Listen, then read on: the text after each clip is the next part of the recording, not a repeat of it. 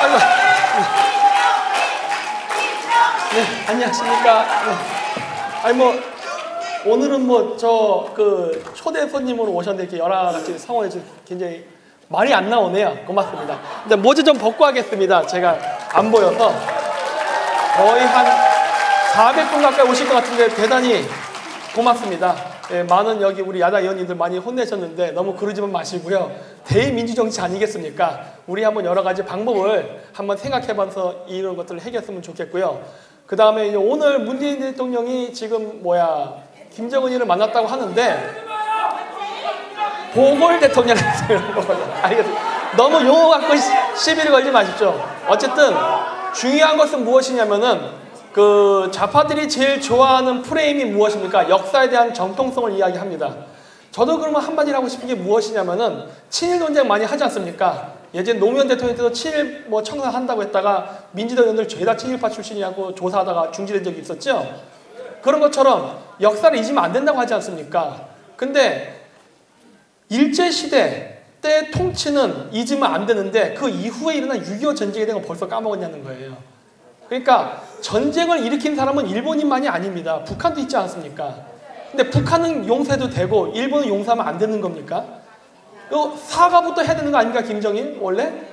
사과하고 석고대죄하고 그 다음부터 시작되는 게 원래 순서가 아니겠습니까? 네? 그런 거 없이 국제사회의 모든 의견을 무시해가면서까지 경제적으로 퍼주려 하는 행위는 굉장히 국제적으로도 심각한 문제를 일으킬 겁니다. 네, 그래서 저는 지금 대통령은 별로 신경 안 써요. 왜? 이거는 점점 국내 문제가 아니라 스스로 국제 문제화 시켜서 스스로 죽음을 자초하기 때문에 저는 신경 안 쓰고 저는 그 다음을 생각하려고 합니다. 다음 장으로 한번 넘겨주시겠습니까? PPT 넘겨주세요. 다음 장으로. 네, 일단 반중친미 정책. 오늘 제가 드디어 그 인터넷상에서는 제가 좌파 전향 선동가입니다. 그래가지고 사실 오늘 이 방송을 하게 되면은 10중 8구 그쪽 사람들 제 방송 봅니다. 제가 이 방송을 보는데 이 국회에 와서 이 이야기를 하게 되는 거는 무척 개인적으로도 영광으로 생각합니다. 네. 다음 페이지요. 제가 이야기하는 반중친미는 별거 아닙니다. 왜 중국이 우리의 국가 안보에 개입하냐는 겁니다. 네. 중국은 우리나라의 1000기에 가까운 미사일을 겨냥하고 있어요. 그 외에도 엄청나게 레이더로 한반도를 그냥 다 훑어내릴 수 있는 레이더를 쫙쫙 쏘고 있으면서 왜 우리는 안 되냐는 거예요. 이건 상호주의 되는 거 아니겠습니까? 예? 물론 이건 저의 아주 지극한 개인적인 사견입니다만 박근혜 대통령 탄핵 때 중국 애들 개입이 있었다고 저는 지금도 강력히 의심하는 사람 중에 한 명입니다. 네. 그렇기 때문에 이 사드 문제는 저는 굉장히 엄격하게 더 보완을 해야 된다는 쪽 입장을 갖고 있어요. 그거는 왜 그러냐면 북한이 핵미사일을 개발하는 시점에서 이 정도의 방어 시스템도 중국이 방해한다는 건요 용서할 수 없는 일이에요. 네. 그렇기 때문에 저는 만약에 중국이 내정 간섭하려 든다면은 저도 철저하게 내정 간섭이 되나 봅니다. 이거는 우리 국가 안보 내부의 문제예요. 그렇지 않습니까? 이거를 만약에 방해하려 든다면 저는 우리 또한 중국의 내정에 간섭해야 된다 봅니다. 티베트 독립, 신장 미국 자치를 독립, 대만 독립 다 주장해야 된다 봅니다. 네. 서로 좋게 가려고 하면은 방해 서로 안 하는 게 좋습니다. 그럼에도 불구하고 만약에 방해를 하려 한다면은 다음 페이지요. 한 번 더 넘겨주시죠. 한 번 더요. 자, 사드 미사일 배치를 강화시키는데 이건 저의 아주 사견이니까 그냥 참고만 하십시오. 저는 이호도하고 울릉도에다 사드 미사일 보강 배치하고 싶어요. 네. 이호도를 중국인들처럼 세멘트를 부어서 섬을 만들고 싶습니다. 네. 왜 일본하고 중국만 하고 한국은 하면 안 됩니까? 네? 이호도 주변을 장악해야만 중국 애들의 그리고 북한의 잠수함들이 왔다 가는 걸 감시할 수 있습니다. 그러한 목적 때문에 하는 것도 있어요. 그리고 우리가 12해리의 경제적 수역을 갖기 위해서 하는 것도 있습니다. 네, 중국의 자꾸 어선들이 자꾸 서해안 왔다 갔다 하는데 막아야 됩니다. 우리 지금 생선이 부족해요. 중국 애들이 생선 받들이면서 싹쓸이하다 보니까 우리 먹을 게 없어집니다. 왜 우리 앞바다에 와서 장악해 갑니까? 네? 자기 바다에서 할 것이지. 또한 울릉도도 마찬가지입니다. 제가 울릉도에다 개인적으로 사드 미사일 배치를 주장한 이유는 딱 하나입니다. 독도 문제를 해결하기 위해서 그런 거예요. 단 여기에는 미국과의 협상 조건이 필요합니다. 무엇이냐면은 울릉도에 미군기지가, 즉 주한 미군기지가 설치된다면 독도까지 주한 미군의 방어 영역에 넣어달라고 주장해야 된다고 봅니다. 그래야 한국 땅이 확실하게 되는 겁니다. 일본 측도는 못해요. 이렇게 되면은. 그런 부분 때문에 하는 것이고, 두 번째 목적은 일본을 위해서 그런 거예요. 제가 이 얘기를 왜 하느냐, 북한이 여태까지 장거리 미사일 실험할 때 전부 동해안으로 쐈습니다. 울릉도 쪽에서 방어 미사일 시스템이 움직인다면 일본까지 날아가는 거 울릉도에서 막아줄 수 있겠죠. 즉 우리는 영토를 가질 테니 너희는 안보를 받아라예요. 네. 물론 원래 우리 거 맞지만 더 이상 영토 분쟁하지 말자, 이 문제로. 이게 제 개인적인 사연입니다. 그렇기 때문에 이제 그런 식으로 생각을 해본 겁니다. 다음은요. 또 하나는 무엇이냐면은 무역에 대한 문제입니다. 이거 2년 전부터 계속 강의했던 내용이에요. 무엇이냐? 미중 무역전쟁 반드시 일어난다. 일어났죠? 일어난다고 했지 않습니까? 반드시 일어날 것이고, 일어났을 때 우리가 해야 될 것은 무엇이냐? 미중 무역전쟁을 이용해서 국익을 챙취하라는 거예요. 네. 방법은 간단합니다. 미국 편 들면 돼요. 우리가 언제 미국 편이 아니었다 미국 편 드는 겁니까? 원래 미국 편이잖아요. 네. 원래대로 하면은 우리는 저절로 먹을 수 있는 게 있는데 이걸 우리가 스스로 발로 차버린 거예요. 지금 우리는 중국하고 미국이 싸우면서 미국이 중국 제품에 대한 관세를 올리고 있습니다. 중국이 여태까지 한국 무역 제품을 따라올 수 있었던 이유는 가격 경쟁이었어요. 중국 제품에 관세가 자꾸 붙으면 한국 제품과 중국 제품의 가격 차이가 얼마나 날 것 같습니까? 별로 안 나기 시작해요. 한국 제품 사줄 수 있어요, 미국이. 그쵸? 현대, 삼성, 기아 이런 거 제품, 자동차가 됐던 핸드폰이 됐던 사주게 되면은 청년 실업 문제는 저절로 해결되는 겁니다. 그렇지 않습니까? 뭘 이렇게 어렵게 자꾸 국가 세금을 갖고 이게 길바닥에 쏟아부어가면서 해주겠다는 거예요. 청년들을 그지로 만들면 안 돼요.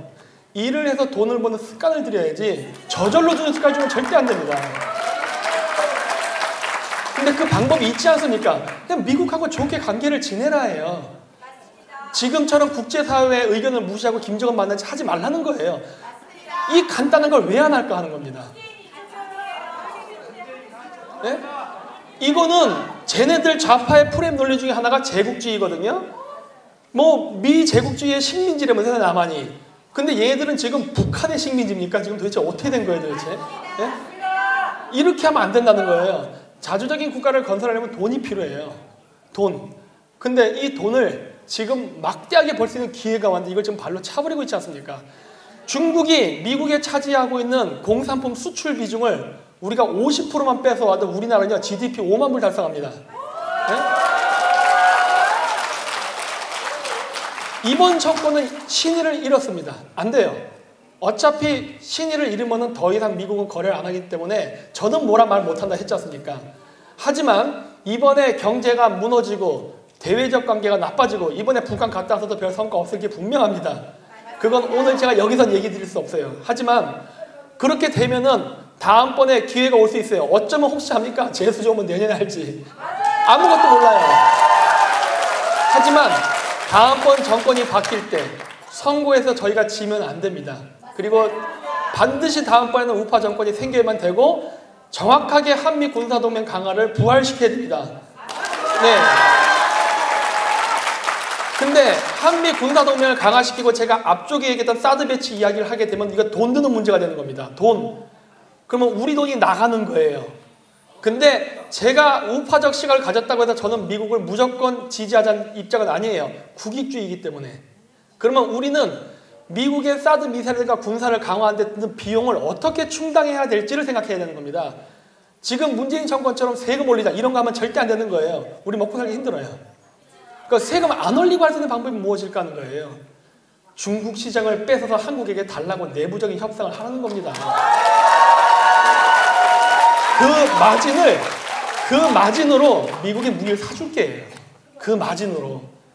세금 안 건드리고 우리 제품 더 미국 시장 팔게 달라요. 왜? 우리나라 삼성이고 현대고 외국 주식이 더 많은 거 아시죠? 60% 이상인 거. 미국 시장에서 한국 제품 팔리면은 미국의 투자자들도 돈 법니다.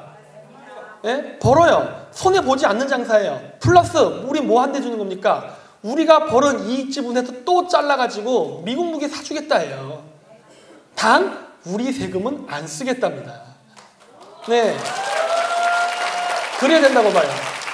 그렇기 때문에 한미 군사 동맹을 강화하면서 미중 패권 경제 속에서 우리가 정확하게 미국 편을 들므로써 중국이 갖고 있는 미국의 시장을 가져와야 되는 거예요. 네, 많은 무기를 사줘야 되기 때문에 이어도하고 울릉도까지 군사기지 강화하자는 거고, 그래야 미국 무기를 많이 사주는 거고, 그냥 공짜로 못하겠으니까 저기는 거기다 플러스 알파로 독도와 이어도를 한국의 국토를 집어넣는 전략까지 쓰는 거예요. 이래야만 된다고 저는 봅니다. 네, 그 다음에요. 군복무 문제. 저는 이제 우리나라 군복무 절대 국회의원들 줄이는 것 같고 선거 공약으로 쓰면 안 된다 봐요. 더 이상 줄일 수가 없습니다. 네. 네. 저는 군대를 갔다 왔어요. 네. 군대 갔다 온 사람입니다. 이 군대 안 갔다 온 사람들이 군대 갔다 온 이 군 실정을 잘 모르는 것 같은데, 더 이상 군대를 줄이게 되면요, 우리나라 군대 훈련이 안 돼요. 다 그거 뭐 당나라 군대 갖고 전쟁할 겁니까? 이러면 안 되거든요. 군복무 더 이상 줄이면 안 돼요. 동결시켜야 됩니다. 그거는 국가 안보를 위한 것도 있지만 또 한 가지 문제가 있는데, 그것이 바로 실업자 문제입니다. 군복무를 나가는 만큼 실업률을 낮춰주는 방패막이 정책을 해야 할 수 있어요. 이거 모르셨죠? 군복무가 있음으로써 실업률을 낮춥니다. 이거는 어떻게 보면 군복무 절대 줄이면 안 되는 거예요. 실업률 올라가요. 걔들 나와서 뭐 할 거예요? 할 게 없어요, 지금. 더구나 지금 정권에서 이렇게 반미적인 행태를 취함으로써 나오는 족족 다 실업자 됩니다. 그러면서 왜 실업률이 해결이 안 되나 머리를 쥐어짜는데, 야, 이 병신아 그러는 거예요. 너 왜 몰라? 네가 군복무 줄이고 있잖아. 이거거든요. 절대 줄이면 안 됩니다. 예, 그래서 한번 넘어가 주십시오. 한 번 더요. 쭉 넘어갈게요. 네, 넘어가 주십시오. 더 넘어가 주십시오. 자, 실업률이 올라가는 이유는요, 군복무도 공헌한다는 거, 세계 불황도 공헌합니다. 첫 번째 요인은 세계 불황입니다. 세계 불황 때문에 수출이 안 되면서 실업률이 올라가는 건데, 여기다 군복무를 낮추게 되면요, 실업자가 양산돼서 부채질을 하는 꼴이 되는 거예요. 그래서 안 된다는 겁니다. 따라서 앞으로 우리나라 대통령은요, 더 이상 골목대장 아닙니다. 우리나라 굉장히 잘 사는 거 아십니까? 여러분들 나중에 기회 되시면 영국이나 프랑스 가보십시오. 한국이 더 잘 삽니다. 깜짝 놀라실 거예요. 네, 그렇기 때문에 민감한 거고, 왜 우리나라 대통령이 외교를 진짜 신경 안 쓰면서 이런 식으로 하는지 도저히 이해가 안 됩니다. 다음이요. 의무 요양 복무제인데 이거 여자에 대한 문제입니다. 저는 욕 먹어도 할 거는 해야 된다고 봐요. 저는 지금도 여기 여성분들 굉장히 많으시지만 저는 페미니스트가 아니라서 그런지 몰라도 여자 군대 보내야 된다고 생각하는 사람입니다. 네. 다음이요. 여자분들이 박수를 치시니까 대단히 고맙습니다. 네. 근데 저는 꼭 군대까지는 아니더라도 아니 뭐 이제 나이가 군대 갈 나이가 아니라서 막 마음대로 말씀하시는 것 같은데, 젊은 분들은 좀 다르지 않습니까? 아니에요. 그래요? 네네, 알겠습니다. 네. 남자잖아요. 혹시 성전 하셨어요? 왜 그러세요? 자, 다음 페이지요. 자, 이게 뭐냐면요, 우리나라 어린이집이 부족합니다. 국립 유치원에 가야 됩니다. 그래야 싸요. 국립 유치원. 사립 유치원 비쌉니다. 막 100만 원 넘는 것도 많죠? 우리가 얼마를 번다가 그 돈을 내겠어요. 지금도 출산 문제를 해결하겠다고 자꾸 유치원 늘리는데, 사립 유치원이 아니라 국립 유치원을 늘려야 됩니다. 이거는 저희 집에도 조카가 있기 때문에 잘 알아요. 이 문제는 심각한 문제예요. 애를 낳을 수가 없어요. 왜? 맞벌이 해야 먹고 살 수 있는 구조인데, 아빠 엄마 다 나가면 누가 애 돌볼 거예요?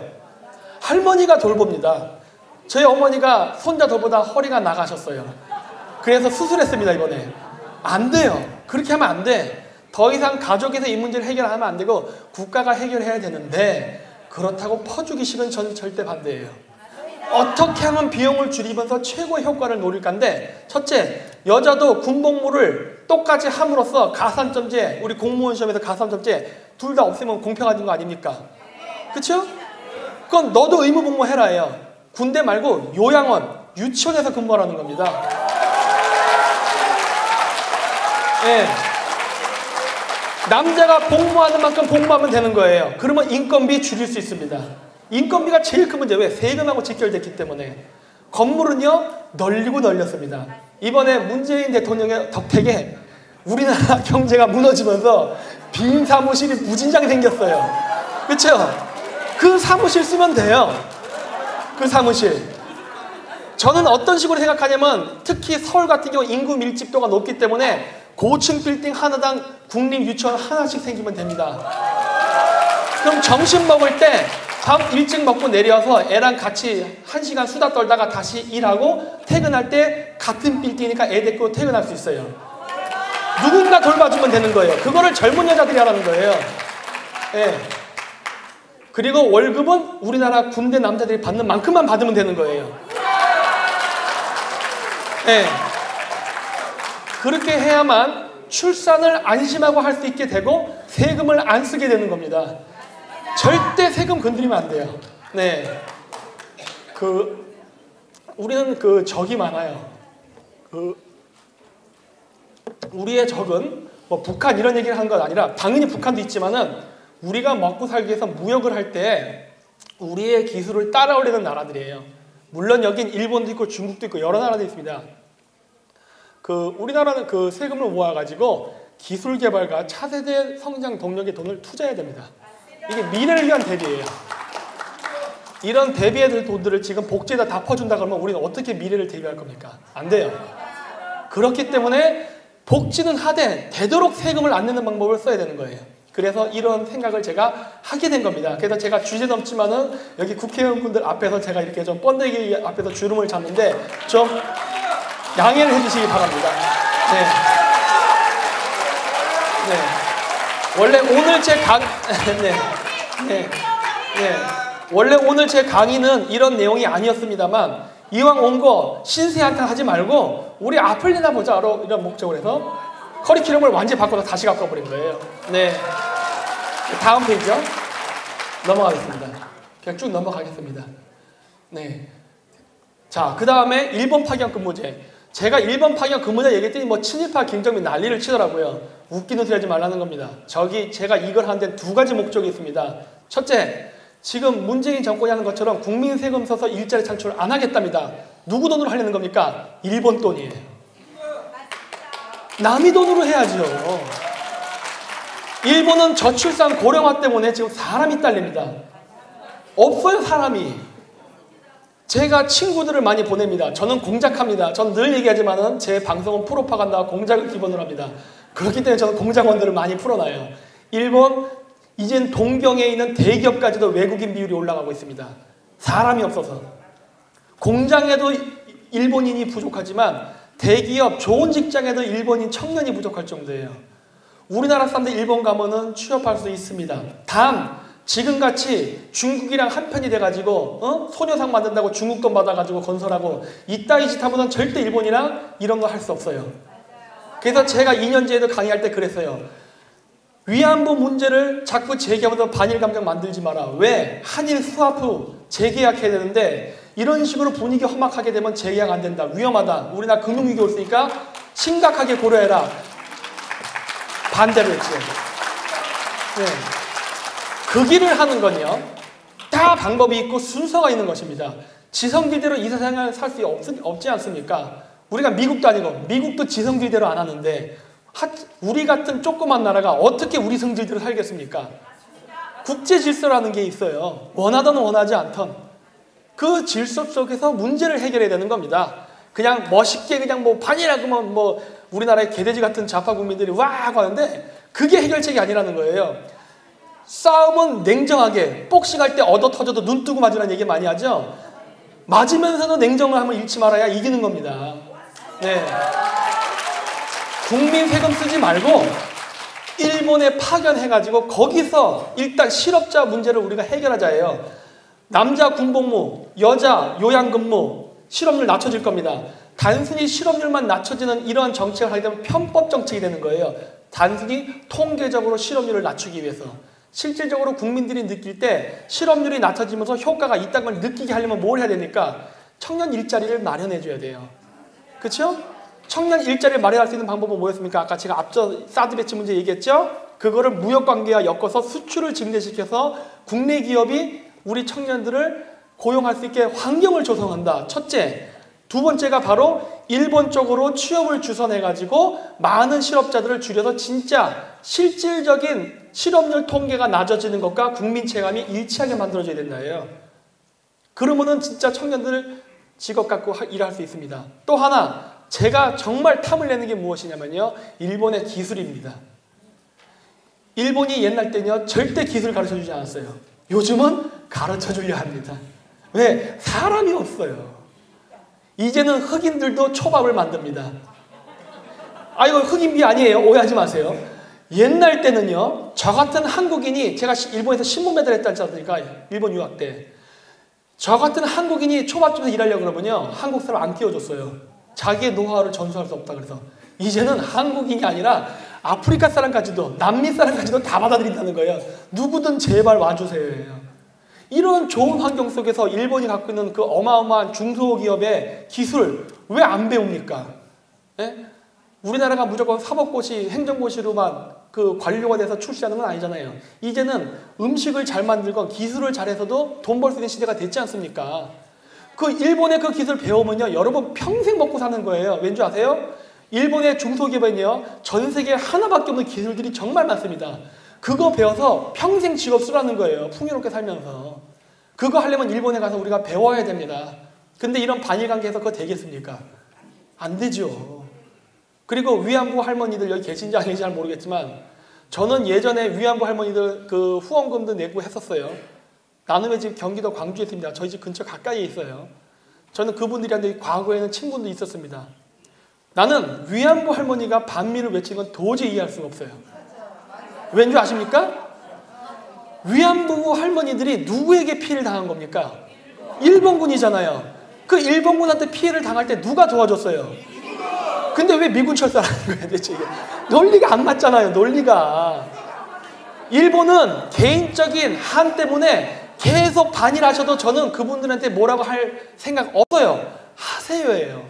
왜? 개인적인 피해이기 때문에 제가 그걸 어떻게 그 아픔을 제가 무시하고 막 그런 얘기 하겠어요. 상관없는데 반미는 아니다예요. 네, 그건 아니다예요. 절대 좌파애들에게 이용당하면서 반미 데모 하지 말라는 겁니다. 사드 미사일 뭐 배치 반대 이런 거. 왠지 아십니까? 일본도 승천하고 싶어 합니다. 제2의 일본 제국 건설하고 싶어 해요. 마음은 굴뚝 같아요. 누가 누릅니까? 미국이에요. 근데 주한미군 철수시키면 중국만 좋아하는 게 아니라 일본도 좋아한다니까요. 네? 이런 바보 같은 짓을 왜 하려고 하냐는 거예요. 진짜 좌파는 누구 편입니까? 응? 이거 개념이 전혀 없다는 거예요, 이 사람들. 네, 다음이요. 네, 쭉 넘어가겠습니다. 그래서 이미 파견 근무자 얘기했으니까. 네, 쭉 넘어갈게요. 네, 외국인 토지 소유 문제 한번 넘겨주십시오. 중국은 2015년까지 중국 정부가 적극적으로 저기 노란색 쳐놨죠? 외국인 부동산 투자에 정부 자금을 댔습니다. 대외 투자 자금 3위예요. 1등 자원외교, 2등 운송. 왜냐면 자원외교 한 거 자원을 갖고 들어와야 되니까. 세 번째가 부동산 투자였어요. 다음 장이요. 그걸 했던 이유가 뭐냐면 좀 이따 PPT에 나올 테지만 중국이 목표라는 제1도련선 그 지역에 있는 미군 기지를 쫓아내기 위해서 개발이란 명목으로 미군 그 공군기지가 있는 비행기가 이착륙하는 비행장 앞에다가 고층 건물을 짓겠다는 이런 짓거리를 했습니다. 고층 건물 지면 비행기 이착륙 못하죠? 그러면 어떻게 돼요? 원주민들이 미군기지 이전해라 이렇게 되는 거거든. 요짓 하려고 그런 투자를 많이 했었어요. 예? 거기에 놀아나서 또 원주민들이 또 일본 좌파, 우리나라에서는 한국 좌파들에게 놀아나가지고 그런 짓들을 하고 다녔죠. 그러지 말라는 거예요. 여기는 북한뿐만 아니라 중국의 배후가 있습니다. 그래서 한데 어떤 문제가 있느냐? 저는 지금 어떤 생각하느냐? 여기 우리나라 지금 특히 제주도 같은 경우는 굉장히 이 중국인들이 제주도 땅을 거의 석권하고 있습니다. 앞으로 이렇게 나가면 국내인보다 중국인이 더 우리나라 제주도 땅을 많이 사게 될 거예요. 그거 돌려받아야 됩니다. 왠지 아십니까? 그거 중국이 제주도가 중국화 되게 되면은 지금 중국이 목표라는 제1도련선의 완성이 되기 때문에 그래요. 막아야 됩니다. 근데 그걸 어떻게 막아야 되냐? 당연히 중국의 부동산을 가져와야 됩니다. 어떻게 가져올 거냐가 문제예요. 그렇죠? 간단합니다. 또 다시 처음으로 돌아가서 얘기할게요. 사드 배치, 한미 군사 동맹 강화로 우리가 미국 무기를 많이 산다. 그 조건으로 중국 제품 사지 말고 한국 제품 사는 걸로 방향 선회한다 그랬죠? 그러면 중국 경제 나빠지게 될 겁니다. 중국 경제가 나빠지게 되면은 중국 기업들이 부도가 나기 시작할 거예요. 그러면 중국 기업들은 부도를 막기 위해서 자금을 융통해야 되는데 그러면 해외 부동산 매각하기 시작할 겁니다. 그때 헐값에 사들이면 돼요. 비싸게 팔고 헐값에 걷어들이는 겁니다. 미국이 지금 하고 있지 않습니까? 왜 우린 안 합니까? 한미 동맹으로 벌어들일 수 있는 경제적 이득이 어마어마해요. 제가 말을 안 하고 아꼈는데 너무 답답해서 얘기하는 거예요. 제발 병신들을 알아들으라 해요. 네. 그래서 그것뿐만 아니라 플러스 무엇을 해야 되느냐? 지금 이 모든 무역이 됐던 비자, 여권 무전 상호주의입니다. 우리는 중국 가서 주택은 50년, 공장 부지 30년 임대입니다. 왜 우린 중국에 팝니까? 안 돼요.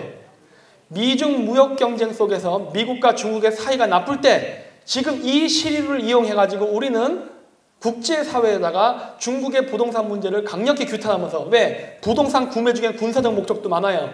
그거를 문제 삼으면서 중국의 부동산을 강제 몰수가 있는 건 몰수하고 할 수 없는 것들은 소급 적용해가지고 앞으로 30년만 쓰고 나가라로 바꿔야 됩니다. 그거는 돈도 안 들어요. 공짜예요.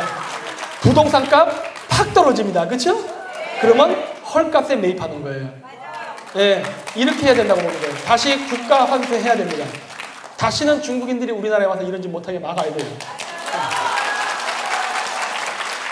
요거를 하는 또 하나의 목적이 무엇이냐? 여기에 빌붙어 먹는 좌파놈들 때문에 그렇습니다. 중국 놈들에게 명의 빌려주고 부동산 사가지고 월급식으로 돈 받는 새끼들. 이 새끼들 돈줄 끊어야 돼요. 왜 그러느냐? 얘네들이 그런 돈줄이 있기 때문에 360을 광화문에서 촛불 드는 겁니다. 네. 여러분들 태극기 집회하시는데 힘드시지 않습니까? 네? 생계도 걱정해야 되고 뭐 할 거 많잖아요. 그러면서 어렵게 하는데 쟤네들은 어떻게 저렇게 느긋하게 할 수 있냐는 거예요. 도대체 돈이 어디서 나오길래? 이런 것들이에요. 이런 것들 돈줄 다 끊어야 됩니다. 그래서 저는 중국을 자꾸 제재해야 하는 이유가 뭐냐? 좌파들 정치자금 끊어버리려고 하는 겁니다. 네. 다음이요. 네, 요 얘기는 계속 제가 생략할게요. 대마도 문제 여러 번 얘기했으니까 통과하겠습니다. 그 다음이요. 자, 그래서 저기 노란색 선이 거지는 게 제1도련선이라고 해서 중국이 잡아먹으려는 또 지역입니다.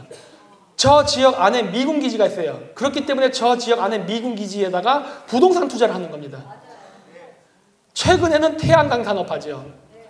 응? 우리나라 국군 기지 옆에다가 사드 기지 옆에다가 이 짓거리 하고 있다고요. 태양광 산업 누구랑 연계되는지 다 아시죠? 네. 이거는요. 에너지 산업이 아니에요. 스파이 활동입니다. 뿐만 아니라 이번에 석탄 세탁하다 걸렸죠. 그거 보도한 보아뉴스 기자 쫓아낸다고 청와대가 그랬지 않습니까? 네? 태양광 산업은 태양광 산업 세탁 없는 줄 아십니까? 나중에 정권 바뀌면 저 조사해야 됩니다. 저거. 네? 네? 길을 기다리고 있어요. 저 칼만 갈고 있습니다. 지금. 네, 다음이요. 넘어가겠습니다. 네. 다음이요. 그냥 선택적 이민제도. 이민은요, 저는 여기 계신 분들과 조금 다르게 저는 받아들여야 된다는 입장 쪽에 있어요. 하지만 여기에는 원칙이라는 게 있습니다. 한번 넘겨주세요. 자, 쭉 넘겨주세요. 출산율 감소가 일단은 문제예요. 여러분, 출산율 감소하게 되면은 당장 연금에 문제 생깁니다. 세금, 조세 확보에 크나큰 문제가 생겨요. 그래서 인구를 보충해야 되는데 출산율이 떨어져요. 출산율이 떨어진 걸 보충하기 위해서 제가 아까 얘기했던 여자도 군복무를 해야 된다는 이런 얘기를 했던 건데 그렇게 해서 지금부터 아이가 태어난다 치더라도 그 아이가 세금을 내려면 20년을 기다려야 되는데 그 20년 동안 어떻게 할 거예요?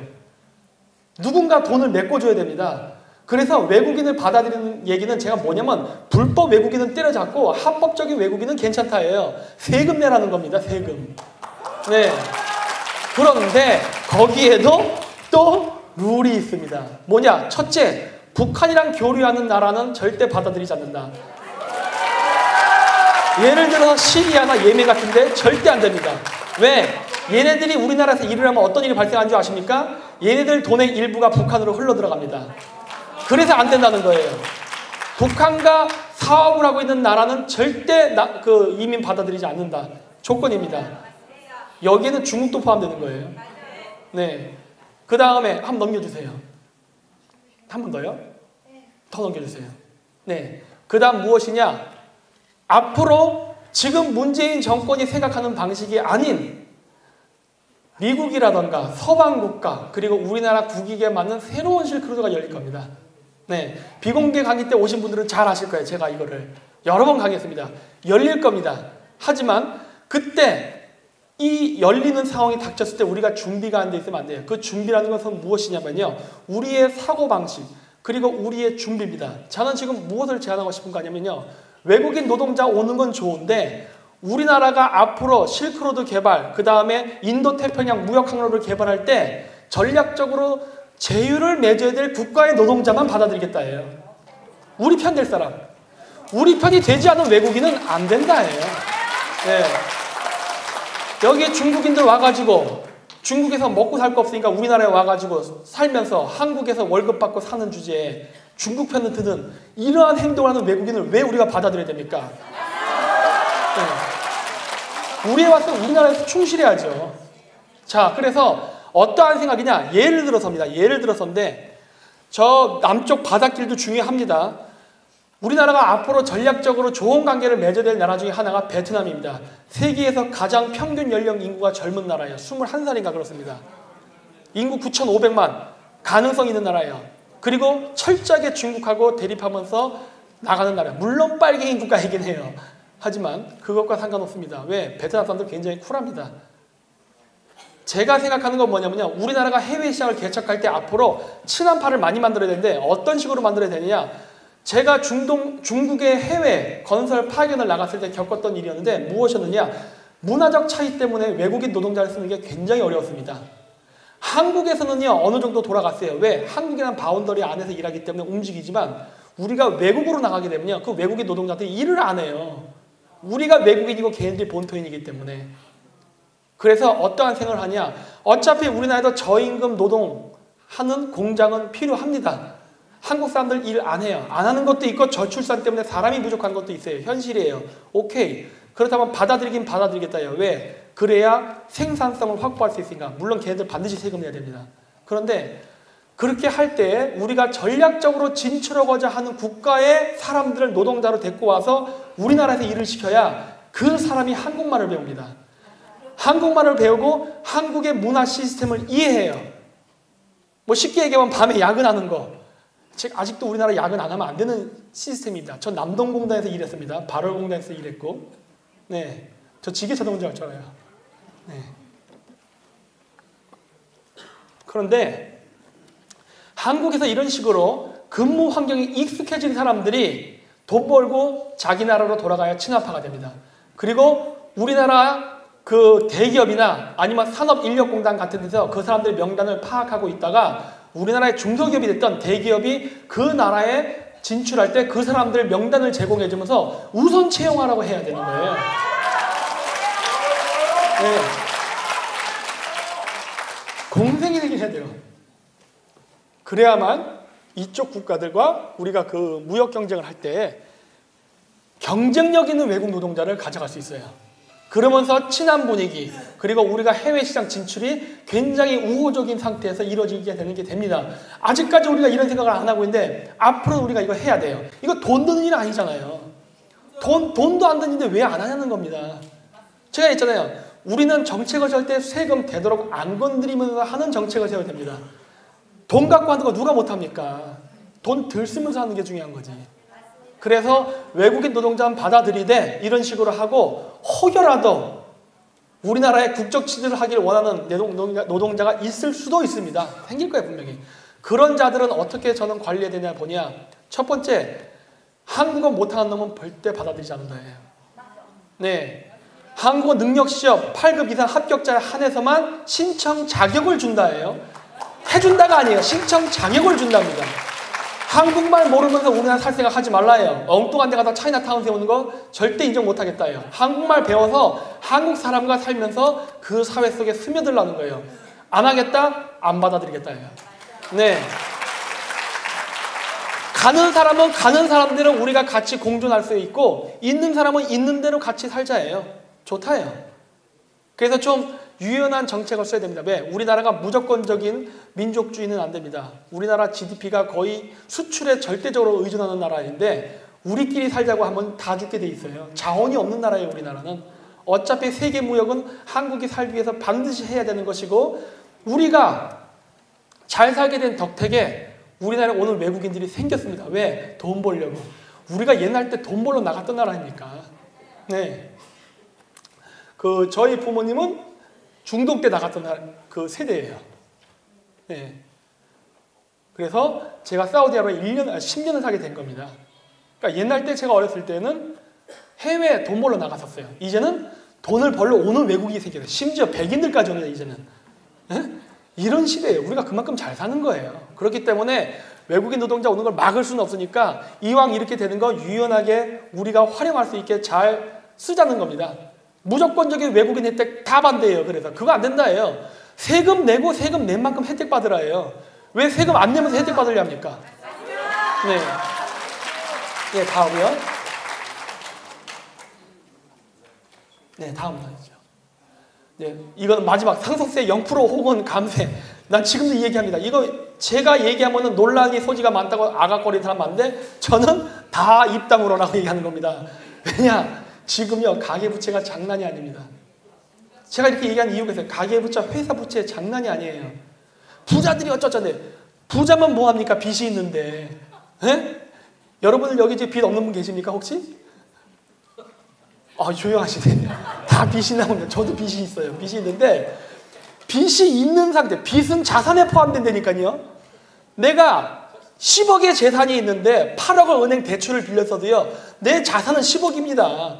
빚 빼고 2억 갖고서 세금 매겨주지 않는다고요. 세금도 다 내요. 이자도 다 내. 근데 여기서 부모님 돌아가 보십시오. 어떻게 됩니까? 상속세 내라 그래. 몇 프로입니까? 죽어요. 저 죽습니다. 이런 문제가 지금 걸린 사람이 한두 사람이라 보십니까? 이게 무슨 부자? 중산층, 심지어 저소득계층까지 이 문제가 다 맞물려 있어요. 지금 우리나라가 지금 이 경제 불황 속에서 살아남으려면요, 지금 있는 재산이라도 간신히 지키면서 현상 유지라도 해야 됩니다. 과거 일본의 잃어버린 20년처럼 최소한 지키기라도 해야 돼요. 성장을 못한다 하더라도. 근데 지켜야 되는 이 상황 속에서 상속세 내라고 재산을 계속 강탈해 나간다면 중산층은 무너집니다. 부모님이 죽는 순간 그 부모님이 죽은 가정의 중산층은 하나씩 사라지게 돼 있어요. 그러면 우리나라는 지금 문재인 정권이 원하는 대로 바로 전 국민의 북한 주민화 할 수 있습니다. 다 그지 되는 거예요. 회사도 부채 때문에 망하고 개인도 가계대출 때문에 망하는 사태가 발생합니다. 이게 제가 무슨 특혜를 이야기하는 게 아닙니다. 왠지 아십니까? 선진국일성 상속세가 없습니다. 왜? 이 문제를 이미 겪고 있기 때문에 그래요. 여기에 가장 근본적인 문제는 저출산 고령화가 굉장히 큰 문제입니다. 저출산 고령화 때문에 국민연금은 더 필요한데 세금 낼 사람이 없지 않습니까? 그렇기 때문에 외국인도 받아들이되 아까 제가 했던 전략적 이해관계를 같이 한 나라에서 받아들이고 세금을 걷자는 거예요. 그래야 세수가 확보되니까. 그리고 무조건 외국인에 의존할 수 없기 때문에 미래 아이들을 증가시키기 위해서 여자도 군복무 나가라예요. 요양원에, 유치원에. 그러면서 20년 뒤에 그거를 스스로 우리 대한민국 국민들이 해결할 수 있게끔 그 버퍼링을 갖고 가자예요. 이런 식의 단계를 하나하나 준비하자는 겁니다. 근데 그 과정 속에서 만약에 할머니, 할아버지가 돌아가신다면은 그 가정은 망하는 거예요. 그거를 방지하려면 어떻게 되냐는 거예요. 상속세 낮추라는 거예요. 제 심장 같아서 빵표를 하고 싶지만은 안 된다면 낮추기라도 하자예요. 네. 중산층이 무너지게 오늘 국회 오면서 택시 타고 왔는데 택시 운전자가 재밌는 얘기를 하더라고요. 조심스럽게 서로 눈치를 보다가 이제 얘기를 꺼냈는데 혹시라도 서로 정치념이 다르면 어떨까 하고 고민하다가 이제 얘기를 꺼냈는데 웬걸 같더라고요. 그분이 그러더라고요. 우리나라는 최상류층하고 최하층이 살기 좋은 나라고 어리버리한 중간층은 다 힘든 나라다. 맞습니다. 저소득층 가만히만 있어도 막 퍼주잖아요. 그렇죠? 누가 다 돈 대줍니까? 중산층이에요. 근데 중산층이 죽으면 누가 세금 낼 겁니까? 중산층을 그렇게 때려잡으면 누가 세금 낼 거냐는 거예요. 세금 낼 사람을 죽이지는 말라요. 황금알을 낳는 거위를 죽이지는 말라요. 죽이지는 말라요. 힘들어요 지금. 네. 그래서 이런 문제들을 하나하나 해결하면서 이 문제를 해결하는 건요 5년 갖고 되지 않습니다. 5년 갖고 되지 않아요. 적어도 어떤 국가 정책의 하나의 빛을 발하기에는 적어도 20년이라는 세월이 필요합니다. 저쪽 좌파들이 얘기하는 20년 장기 집권이 아니라 우리 쪽에서 20년 장기 집권이 필요한 거예요. 그래야 이 모든 것이 바뀌게 됩니다. 체질 개선이라는 건 시간이 걸려요. 국가는 하나의 거대한 배와 같기 때문에 키를 돌렸다가 한 번에 그 효과가 나타나지 않습니다. 20년이 돼야만 우리나라가 정상 궤도로 전입하는 시기예요. 지금으로부터 약 2038년이 되는 겁니다. 청사진을 보고 가야 돼요. 앞으로 저는 그래서 여러분들에게 당부드리고 싶은 말씀은 무조건 문재인 나가라가 아니라 문재인 나가면 우리 이거 할 거다라는 식으로 나가야 돼요. 네, 왜냐? 대안은 갖고 바꿔야 될 거 아닙니까? 대안은 갖고. 네. 문재인 바꾸면 우리 이거 하겠다. 이러면서 나가야 되고 그래야만 우리 그 촛불 집회 때 속아서 넘어갔던 사람들 많습니다. 저쪽으로 맨날 그 고해성사로 온 사람들 많아요. 박사님, 제가 그때 촛불 들었던 사람인데 속았습니다. 죄송합니다. 이게 저한테 이메일 온 사람 굉장히 많아요. 좋다예요. 다음번 선거 때 실수하지 말라예요. 바꿀 수 있습니다. 민심은 돌릴 수 있어요. 단 그 사람들의 민심을 돌리기 위해서는 우리는 어떤 구체적인 대안을 보여줘야 되는 거예요. 이렇게 할 것이다. 그렇죠? 그렇기 때문에 저는 개인적으로 주사파들이 공산주의자라고 생각합니다. 이 얘기 먼저 고소당하려나? 어쨌든 간에 상관없이 저는 그런 이야기로는 제가 73년생 40대거든요. 이 주사파 세대입니다. 쉽게 얘기하면 제 세대의 90%가 주사파 세대예요. 그러니까 정교조 세대. 가장 좌파적 성향이 강한 사람들인데 이 사람들을 돌려야 됩니다. 이 사람들을 돌려야 되는데 이 사람들을 돌리려면 뭐예요? 너 취업시켜줄게. 너 밥 먹고 살게 해줄게. 네 직장 안 잘려. 이게 중요한 거예요. 지금 문재인 정권이 계속 똥볼 차면서 경제 무너지면서 40대가 무너지고 있습니다. 제가 예전에 방송 때 그랬어요. 문재인이 똥볼 차다 40대가 대량 이민을 가게 될 것이다. 지금 진짜 일어나고 있습니다. 문재인을 찍었던 애들이 똥 싸놓고 한국을 떠나려고 그래요. 누구 마음대로. 나가지 말라 해요. 이민 가지 말고 우리 찍고 나가요. 우리 찍고 나가. 아니면 우리를 찍으면은 안 나갈 수도 있다예요. 단 우리가 20년 장기 집권을 하려면은 경제 성장이 보장이 돼야 됩니다. 경제 성장 없이 장기 집권이 어떻게 가능하겠습니까? 정권 바꾸더니 어머 이거 또 똑같네? 이렇게 되면 또 정권 뒤집히는 거예요. 그러면 20년 동안 장기 집권을 하려면 안정적인 경제 성장이 이루어져야겠죠? 그 안정적인 경제 성장을 보장받기 위해서 우리 뭘 해야 될까요? 조용해지시네요. 여기서부터 미국과의 외교가 필요한 겁니다. 여기서부터. 우리가 정권이 바뀌면 너희와 끝까지 간다. 한미 군사동맹 끝까지 간다. 강화시킬 거예요. 강화시킨다고 했을 때 제가 뭡니까? 강화시킨다는 건 말로 안 하겠다. 당장 내가 사드 미사일겠지 구매할게. 트럼프 사는 거 되게 좋아하잖아요. 네? 사줄게. 대신에 나 살 때 백악관에서 사인하고 거기서 기자회견하게 해줘. 왜? 나도 얼굴 비춰야 되니까. 그래야 되는 거예요. 대외적으로 자랑질도 해야죠. 대신에 내가 사는데 돈 필요한데 돈을 국민 세금은 주고도 나도 못하겠으니까 중국 시장을 나에게 넘겨라 해요. 네. 한 번에 주지는 않아도 된다예요. 한 번에 주진 않아도 되는데 매년 중국 시장을 나에게 10.5%씩은 내놔. 계속. 왜? 그럼 우리는 계속 수출 그래프가 향상되는 쪽으로 갈 테니까. 그렇죠? 야, 이번에 5년 했더니 수출이 잘 되네? 잘했구나. 다음번에도 뽑아야지.